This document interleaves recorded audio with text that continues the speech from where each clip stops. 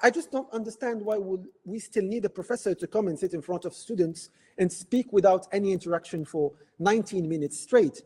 You can just record yourself and stop doing this every year. But this doesn't mean that we don't need professors anymore. I'll be shooting myself on the foot. I think what we need today is professors who are facilitators and not lecturers, who should be facilitating activities of active learning. And a lot of the problems actually we have dealing with AI, including education, are related to extrapolation bias. It's not because the past technological revolutions kept the integrity of some very old educational practices that it's always going to be the case for every technological revolution. And when humans feel afraid about the outcome of something, they feel the need to control the said thing. So what they do is that they legislate, they create rules, they create acts, they create frameworks, they create laws. Essays are not the goal of the work we gave you. The goal is the learning you do while writing your essay or writing your thesis. By using generative AI, you're only fooling yourself. And if students don't understand this, there is no point of taking any measures by universities or by government to counter the use of Gen AI in homeworks.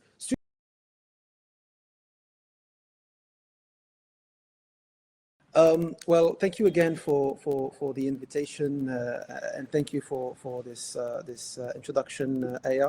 I'm very happy to use this platform to share a few thoughts on artificial intelligence and education. So this will be my outline for today's conference. We'll be talking about and philosophizing about a little bit about each of these 5 headlines: a race, but towards where? We're in desperate need of philosophers.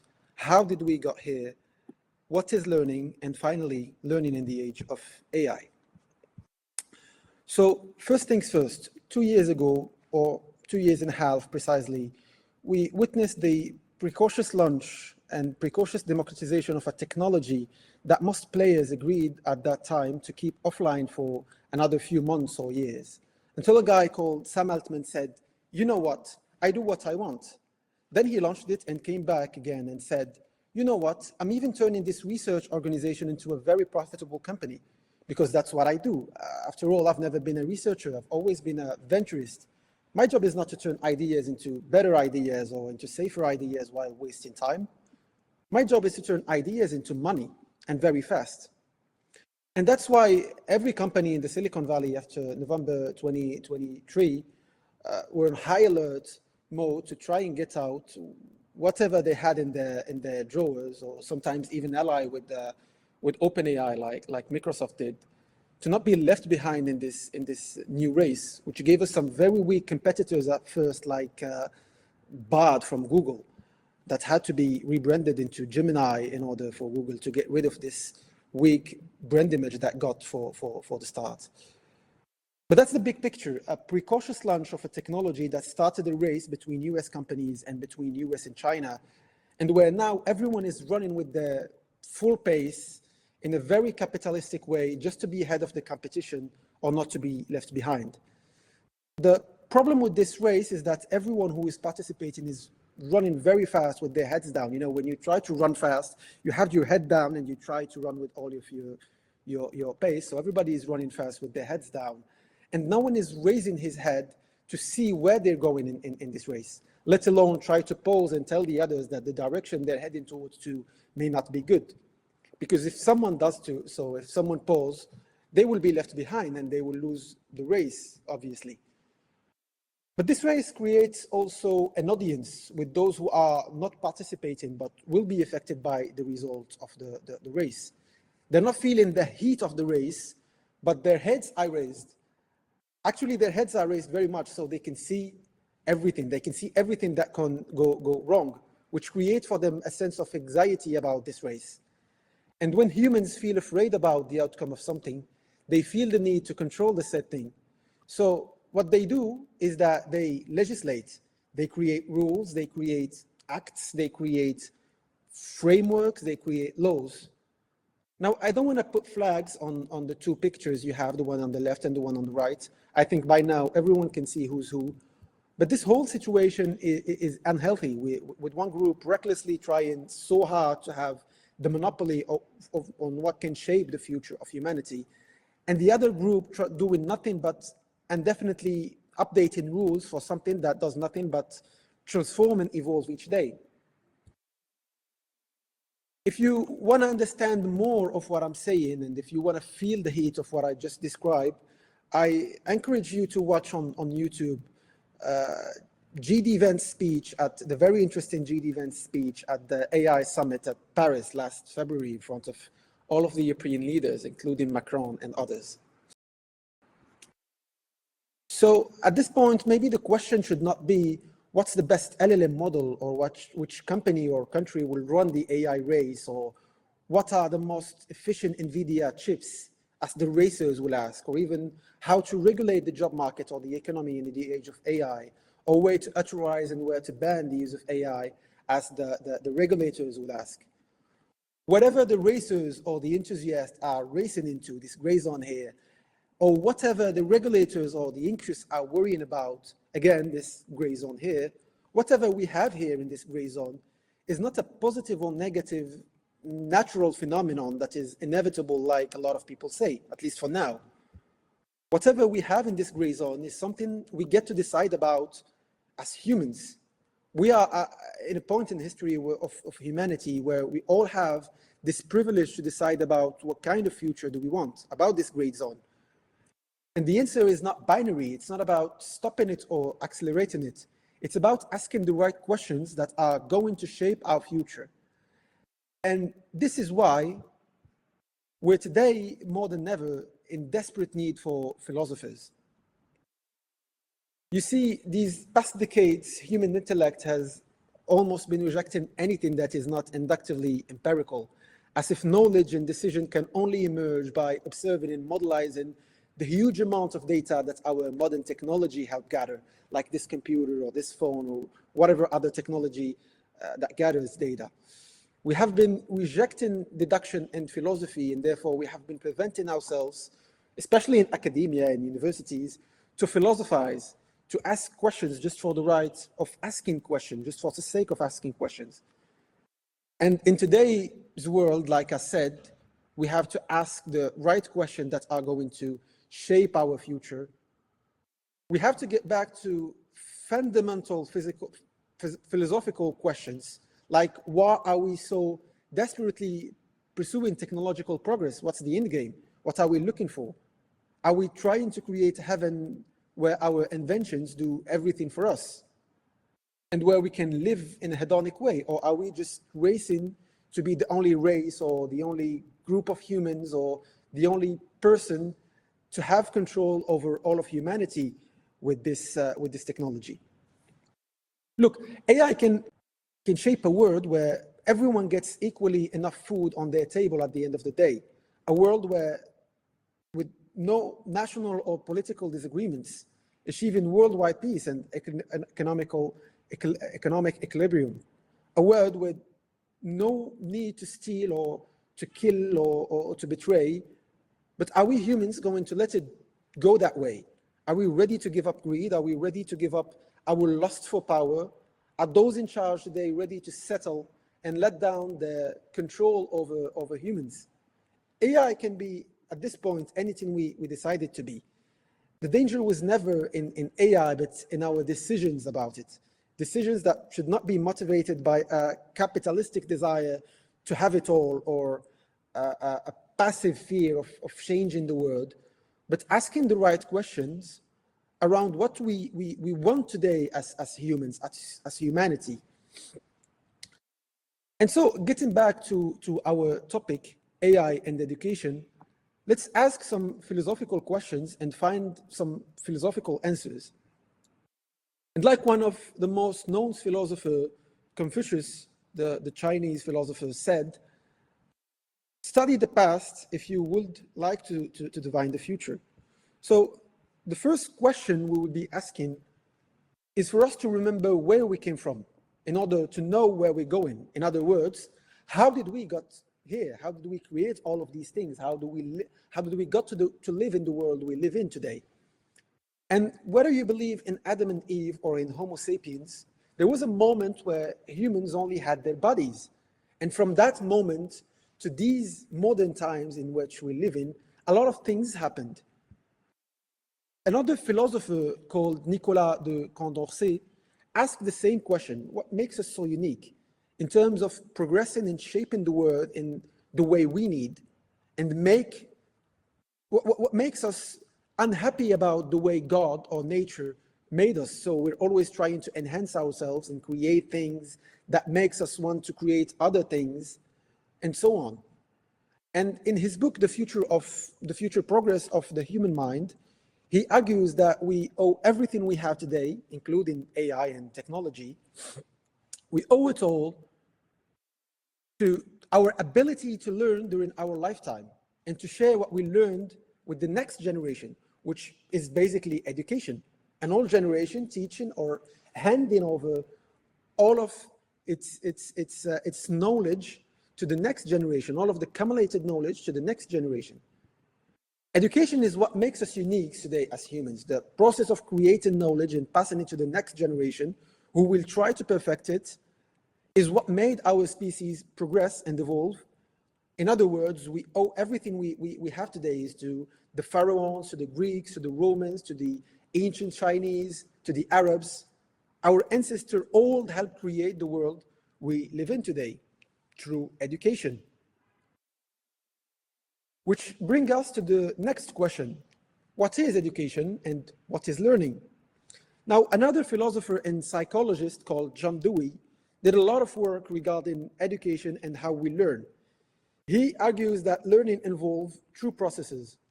First is acquiring knowledge in a passive way, where the learner will sit and absorb information, like what we do when we attend lectures, for example, or we try to memorize courses or poems or laws, or reading a book, for example, passively without trying to compare it or synthesize it.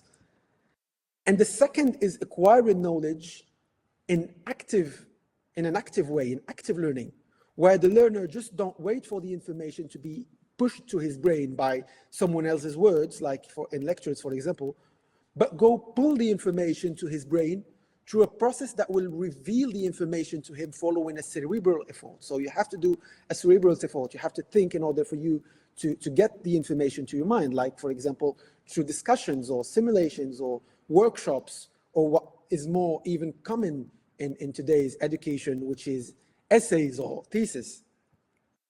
So Dewey actually argues that even if passive learning is important at some stages, active learning is what makes people learn fast and learn durably.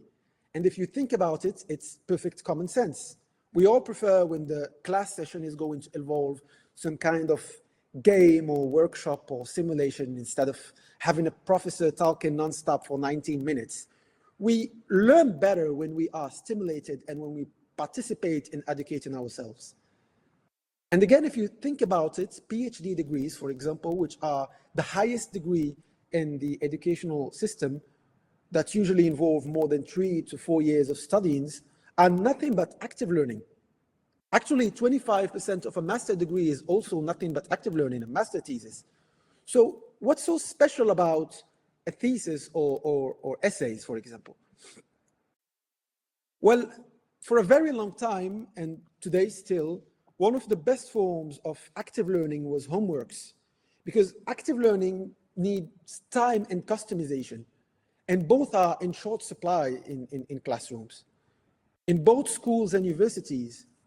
And traditionally, we built a system where we give passive learning in classrooms in form of lectures, either in high school or in universities or in middle school.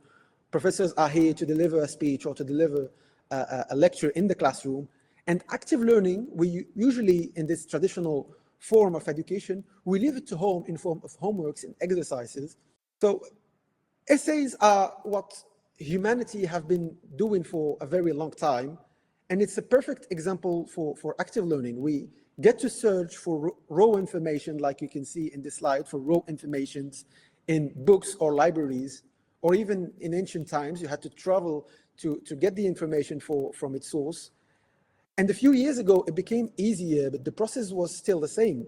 Google and the internet made looking for mass information easier, but one still had to go look for the information on the internet and then compare it and then filter it and then classify it and then summarize it according to the subject, to have some kind of concentrated elixir of knowledge in the subject. So internet and computer made the process easier, but the journey was still the same. The process was still not compromised. You still had to look for the information on the internet and to filter it and to classify it and to summarize it manually in order for you to get this elixir of knowledge.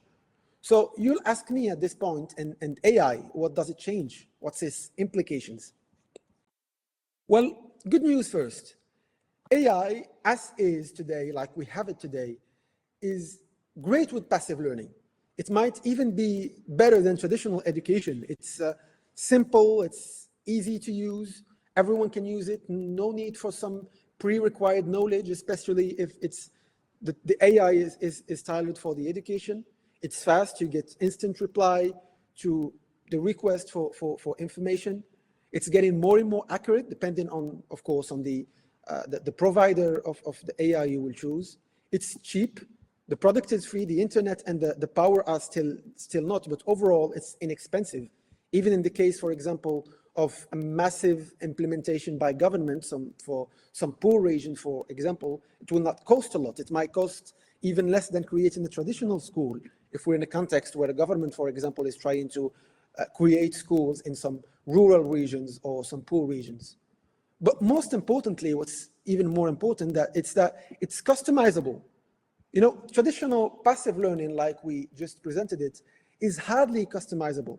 Think about it. A professor or a book cannot tailor a topic or a course to explain to each student a concept according to his personality or according to his difficulties or according to his knowledge or according to his level. AI, in another hand, can easily do that for passive learning. Now, the bad news is that we've been having ChatGPT for almost 3 years now. And the only way we've been seeing students using it is to bypass the first steps of essays in an active learning process. And a lot of people will say that we've been having progress in technology for a long time now, and we already had the internet, and we said that, we thought at the time we had the internet at first, that it's going to kill the education. There have been a lot of speculation during the 80s and the 90s about the internet killing the education or ending the education as we know it today.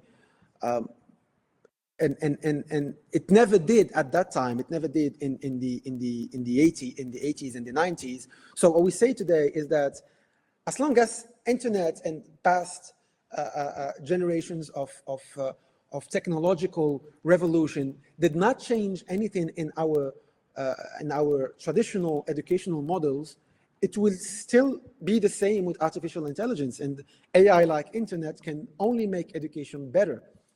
Well, that's called an extrapolation bias. And a lot of the problems actually we have dealing with AI, including education, are related to extrapolation bias.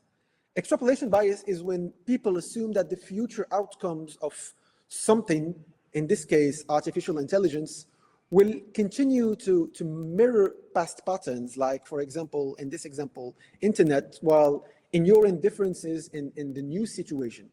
It's not because the past technological revolutions kept the integrity of some very old educational practices that it's always going to be the case for every technological revolution.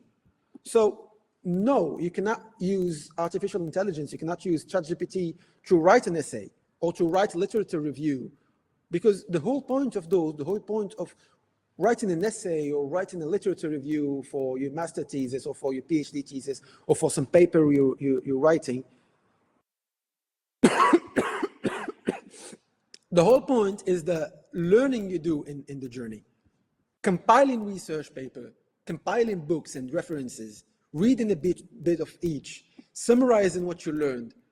If you use AI to get rid of this process, of this journey, if you use AI to get a ready-to-print work that you will probably not even read or critically analyze, then there is no point of using AI. So how to change or how to change the situation and use AI responsibly in education? We need to get back to answer this question into the initial questions we've asked in the introduction of this conference. and just be honest about what we want to do with this technology. So from a student perspective, for example, what kind of learning do we need regarding the topic? This is a question that students should ask themselves. What kind of learning do I need regarding this topic I'm trying to understand or to learn? Do I just need passive learning like I will do while attending a lecture or reading a book or watching an online course, for example? And if so, AI is a great tool. Have a blast using it. Use it in a way you will maximize the passive learning experience. Make it follow your level and talk your language and explain the way you like for things to be explained to you. Use it on text or on audio and probably in video very soon too. Or do you need learning at a topic in advanced level where I'm supposed to be an expert in some situation or an expert in some field? Do I need an extensive knowledge? This is the second question you should ask yourself. Still, no shame in using AI if you need an extensive knowledge and if you need to be learning actively. Just be honest, because we receive a lot today of essays that are written with artificial intelligence, and students who use AI to write essay completely miss the point. So just be completely honest with yourself. If your professor asks you for an essay, remember that the essay is not the finality. We usually delete your essay or throw them after a few days because we receive a lot of essays, and because you'll probably want to discover a new element in your essay or on your work or your master thesis. Essays are not the goal of the work we gave you. The goal is to learn while doing the essay. The goal is the learning you do while writing your essay or writing your thesis. By using generative AI, you're only fooling yourself. And if students don't understand this, there is no point of taking any measures by universities or by government to counter the use of Gen AI in homeworks. Students have to understand that homeworks, as we have them today, for example, in terms of essays, the objective is not the essay you will give to your professor, but the objective is in the learning journey you will do while writing the essay in an active learning process. Now, how about the schools and university perspective? Well, I think we made it very clear during this past minute that we're probably going towards a future where we don't need lecturers anymore. I think we've been there for at least 15 years now. It started with online courses in the 90s and the early 2000s, and now it's getting better with AI. I just don't understand why would we still need a professor to come and sit in front of students and speak without any interaction for 19 minutes straight. You can just record yourself and stop doing this every year. Stop giving the same lectures every year. You record them and give them to the students. But this doesn't mean that we don't need professors anymore. I'll be shooting myself on the foot. I think what we need today is professors who are facilitators and not lecturers. We should be facilitating activities of active learning, even when some programs or courses need some phases of passive learning. I think we should leave those phases to AI or to online courses and have some quality active learning time with our students in classrooms. And this is what flipped classroom is all about. Remember what I said in the beginning. Traditionally, we did the passive learning in the classrooms and the active learning in homes as for homeworks and essays or exercises that your professors, either in high school or middle school or even university, will give you to do at home.